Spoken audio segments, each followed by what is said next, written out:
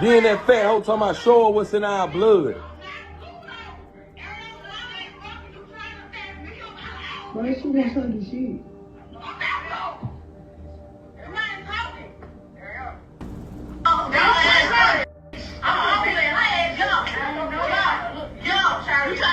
February 26, 2024.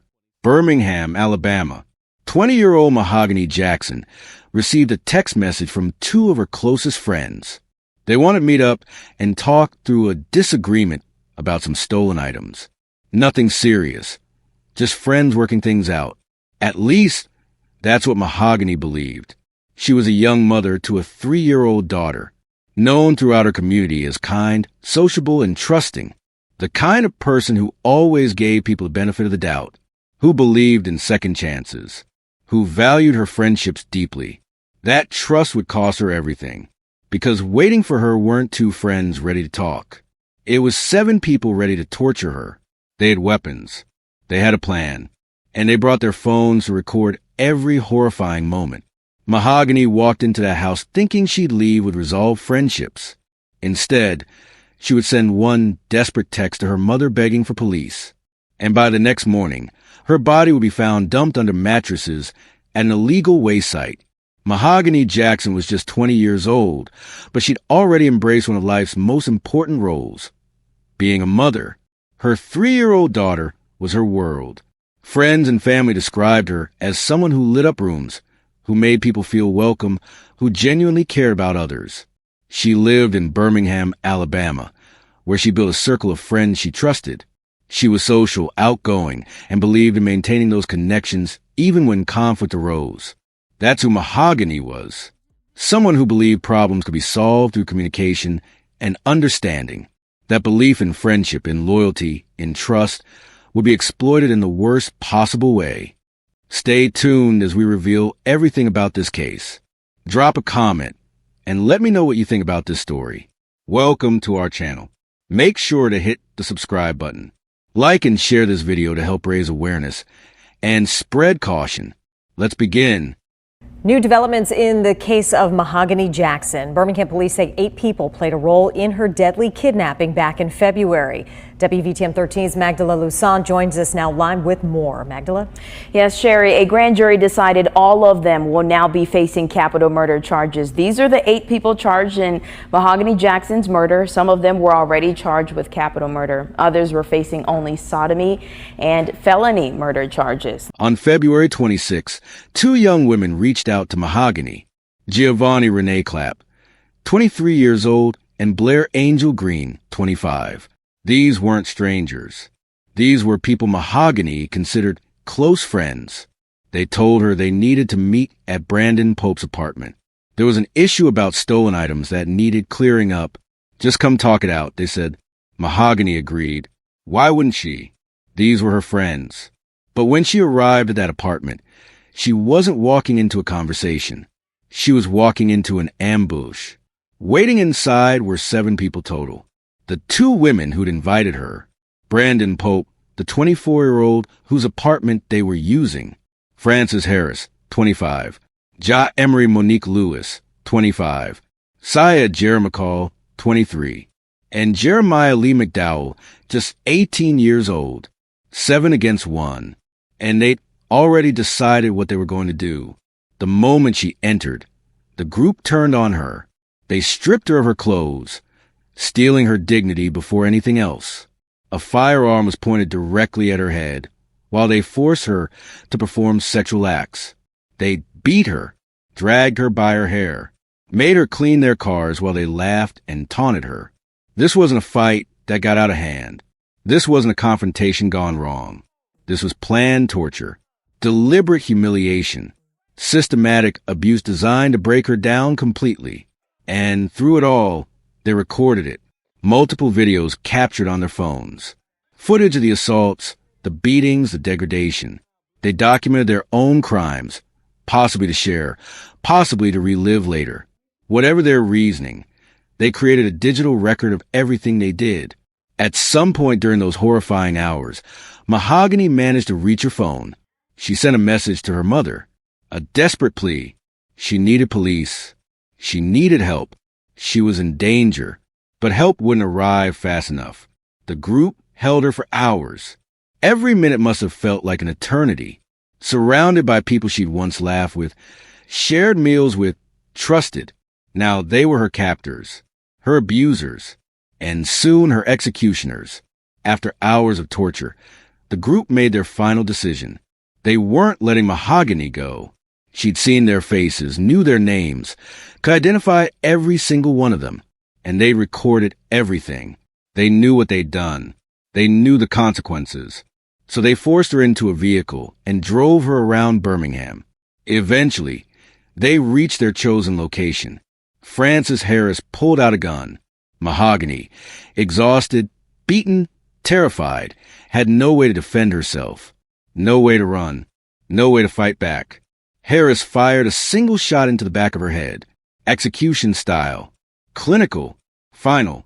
Mahogany Jackson, a 20-year-old mother, daughter, and friend, died on February 26, 2024. Not in an accident, not from illness, but murdered by 7 people she'd trusted. They took her body to an illegal dumping site on Laurel Avenue, covered it with 2 mattresses, left her there like she was nothing, like her life had no value, like her 3-year-old daughter wouldn't grow up without a mother. The next morning, February 27th, someone discovered her body. Birmingham police received the call about a body at the dump site early on February 27th. When they arrived and identified Mahogany, the investigation moved immediately. But here's where the suspects made their fatal mistake. Remember all those videos they recorded? The ones documenting every assault, every beating, every moment of Mahogany's torture? They'd shared some of that content, posted it online, sent to others, created a digital trail that led straight back to them. Tips started flooding in. People who'd seen the videos. People who recognized the suspects. People who knew exactly what had happened and who was involved. Within 48 hours of finding Mahogany's body, Birmingham police had arrested all 7 suspects. Giovanni Renee Clapp, Blair Angel Green, Frances Harris, Ja Emery Monique Lewis, Syed Jerry McCall, Jeremiah Lee McDowell, Brandon Pope. Every single person involved was in custody. The charges were severe. Capital murder during first-degree kidnapping, felony murder, sexual assault, kidnapping, assault with a deadly weapon. Frances Harris, identified as a shooter, faced the most serious charges. But all 7 played their parts. All 7 participated. All 7 would face justice. The evidence was overwhelming. The videos they recorded, text messages, social media posts, witness statements, everything pointed to premeditation and coordination. This wasn't spontaneous violence. This was planned. Truman Fitzgerald of the Birmingham Police Department's Public Information Division. Joining me tonight for this press conference is BPD Police Chief Scott Thurman, along with Deputy Police Chief of the Detective Bureau, Sheila Finney, and members of our homicide team who work hard each and every day to bring justice like this case we're announcing tonight. Tonight you will hear from BPD Police Chief Scott Thurman about an update in the Mahogany Jackson homicide investigation. And at this time, Chief Scott Thurman.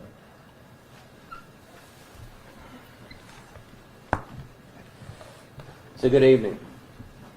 The Birmingham Police Department announces 7 arrests have been made in the Mahogany Jackson homicide investigation. On Sunday, February 25th, 2024, the Birmingham Police Department officers began investigating the missing persons case of 20-year-old Mahogany Jackson. Mahogany sent a text message to a family member that she had been kidnapped. Early the following day, officers and detectives discovered Mahogany's body in the 1700 block of Laurel Avenue. Investigators determined that she had been shot. With assistance from the community, detectives were not only able to locate Mahogany Jackson's body, but detectives took 7 suspects responsible for Mahogany's murder into custody within 48 hours of this investigation. On Wednesday, February 28, 2024, detectives were able to obtain arrest warrants for the following suspects. Giovanni Clapp, black female, 23 years of age. She is charged with felony murder, kidnapping first degree, sodomy first degree, and assault second with injury. Blair Green, black male, 25 years of age, of Birmingham, is charged with felony murder, kidnapping first degree, and sodomy first degree. Tasia Lewis, black female, 25 years of age, of Birmingham, is charged with felony murder, assault second, injury with a weapon. Francis Harris, black male, 25 years of age, of Birmingham, Alabama, is charged with capital murder, sodomy first degree, and capital murder and kidnapping first. Sanaya McCall, black female, 23 years of age, of Bessemer, Alabama, is charged with felony murder, kidnapping first, and sodomy first. Jeremiah McDowell, black male, 18 years of age, of Bessemer, Alabama, is charged with capital murder, sodomy first, and capital murder with kidnapping first. Brandon Pope, black male, 24 years of age, of Birmingham, Alabama, is charged with capital murder, kidnapping first, and capital murder with sodomy first. The facts of this case are deplorable and sickening. Saddest of all, they were made public by the suspect's decision to videotape portions of this horrific act. We hope to shield Mahogany's family and friends by withholding specific facts surrounding the investigation. However, we have determined that Mahogany was a victim of sexual assault with murder and kidnapping. Recently, Mayor Randall Woodfin and the Birmingham Police Department have urged the public assistance to help the Birmingham Police Department investigate violent acts such as these described in this case. In Birmingham, you answered the call. It's hurtful to know that 7 individuals could participate in such vile acts, but this case highlights the strength and the effectiveness of the partnership between the Birmingham Police Department and our community, as 7 suspects are now behind the bars and will soon be in custody of the Jefferson County Jail with no bond. And I'll tell you, as many of you know, I served a number of years in the homicide unit, and this is undoubtedly one of the most heinous acts I've seen in my career. It's absolutely disgusting.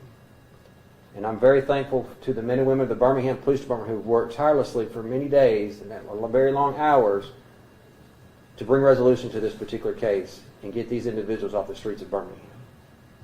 And I also want to highlight the assistance of the citizens of Birmingham who came forward and gave us information that led to the arrest of these individuals. I can't thank them enough.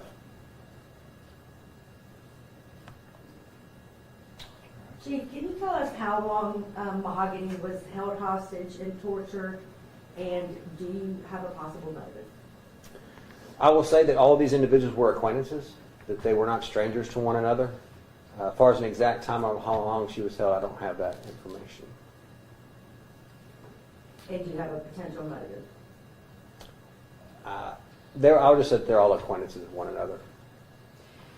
I know on early Monday morning, you all went out there with the family to go look for her. What happened during that time? Were you all able to find her? Or clearly not at that moment, but what happened? How did you... Well, Monday's when we found her body. Sunday's when we got the information about the fact that she had been kidnapped and began a search to try and locate her. It was in the early hours of Monday morning that we received information that led us to where her body was, so we were able to recover and begin a homicide investigation at that point. So in no way you all made it to the apartment complex that was in question? We had been to that apartment complex on Sunday, yes. So what happened there? Did you make contact with any of the We did make suspects at contact the with time? someone. We did question some individuals. What came of that conversation? One of those individuals is charged.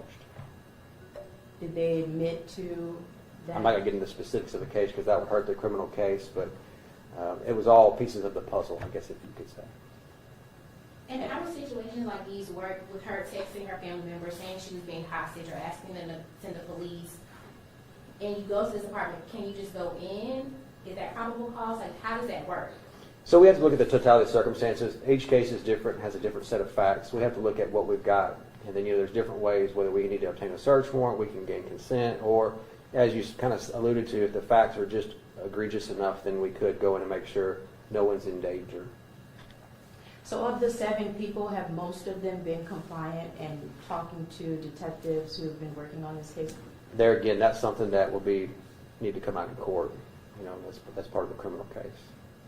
Chief, how exactly did the public assist in identifying these suspects, and are you confident that these are all of the suspects involved? I am very confident that this is all the suspects.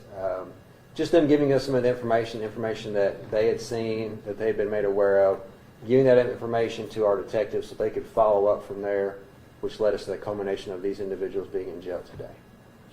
The investigation into Mahogany Jackson's murder continues. Authorities are still processing additional evidence from the suspect's phones and social media accounts. All 7 remain in custody, facing charges that could result in life in prison or even the death penalty for some. Legal proceedings will take time, but the evidence is clear. The videos exist. The witnesses are cooperating. Justice is coming. But while we wait for verdicts and sentencing, we need to remember who Mahogany was. Not just a victim in a true crime case. Not just a statistic. She was a real person with hopes, dreams, and a daughter who needed her. She was someone who believed in the goodness of others, even when they didn't deserve that belief. Her story matters, not because of the horror of how she died, but because of the value of how she lived. As a mother, as a daughter, as a friend to people who actually deserve that friendship. This case should serve as a warning. Trust carefully. Watch for warning signs. Listen when someone asks for help. And never underestimate what people might be capable of when they believe they have power over another person. If this story affected you, please leave a comment sharing your thoughts. Hit the like button to help Mahogany's story reach more people who need to hear it. And subscribe for more cases that demand to be told. Thank you for watching, and remember, justice may take time, but it never stops watching. Mahogany Jackson, 2003 to 2024. Gone but never forgotten.